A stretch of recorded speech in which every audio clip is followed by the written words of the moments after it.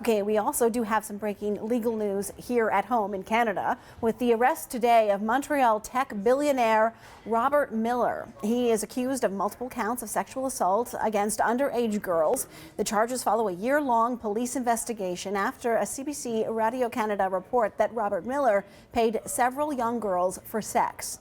Fifth Estate's Mark Kelly has been following this story. He joins us now. Mark, take us through these charges against Miller.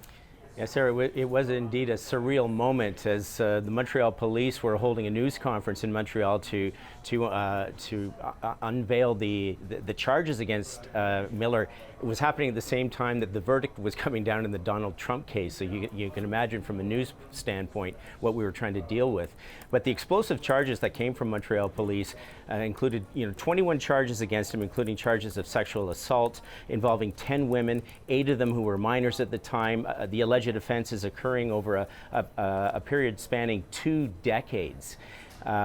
Just a staggering account that came forward, that a story that we had been following at the Fifth Estate for some time, but the police had not been following until our report came forward. So it was quite an afternoon. Now it also should be revealed that some of these counts, if he's found guilty, could result in him being jailed 14 years in prison. And it should also be said that there are still, the investigation against him is still open, and they're wondering, police saying that other people may be coming forward with their own accounts of what happened with Miller. Mark, I've watched those reports that you did for Fifth Estate, and for anybody who is watching right now and who hasn't seen them, I believe they are available on the GEM app, and they're definitely worth watching because it's some great journalism there. You and the team at Enquête did reports that included people who said that they were abused by Miller, and then, as you say, the police even investigated that. Why do you think it has taken so long? Yeah, it was interesting because Montreal Police, their child sexual exploitation unit, actually opened an investigation into Miller back in 2009. They interviewed, as from what we could uncover, they interviewed at least 10 women who said that they were sexually abused by Miller, recruited for sex with him, paid in cash and hockey bags stuffed with gifts. But at that time, Montreal Police didn't decide to lay any charges because it was believed that the Crown Prosecutor's Office felt that they didn't have enough evidence what they felt could guarantee a conviction in the case. So it was dropped. Then we come forward with our own report where we had interviewed some 6 women. They told us their story. We'd interviewed a private investigator who had been following Miller for weeks. We interviewed the head of a security at a posh Montreal hotel, who told us how she saw this parade of young women going into a room that was rented by Robert Miller.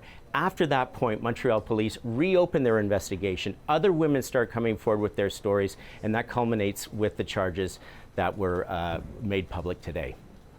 So Miller, I understand, knew he was under investigation. Yep. How is he, or is he, responding to these charges? Yeah, he did just after the Montreal Police news conference late this afternoon. He issued his own statement. Again, he says, reiterating his innocence in this case. He said all along, he said after the CBC Radio Canada report that this was just a malicious attack on his reputation, and his position remains he's innocent, and all these attacks are financially motivated at his expense. Now, he's 80 years old, he's in frail health. Although he was arrested today, he wasn't taken into custody. He's expected to appear in police headquarters next on July 3rd. But as I said, once again, there could be more arrests in this case. There could be more charges in this case. The investigation is still open, and police are encouraging other potential witnesses or victims to come forward. As I said earlier, you can, if you haven't seen these reports done by the Fifth Estate, Mark Kelly, you can find them online. You can find them on the CBC GEM app, and worth checking out. Thank you so much, Mark. Thank you, Sarah. Thank you. Fifth Estate's Mark Kelly in Toronto.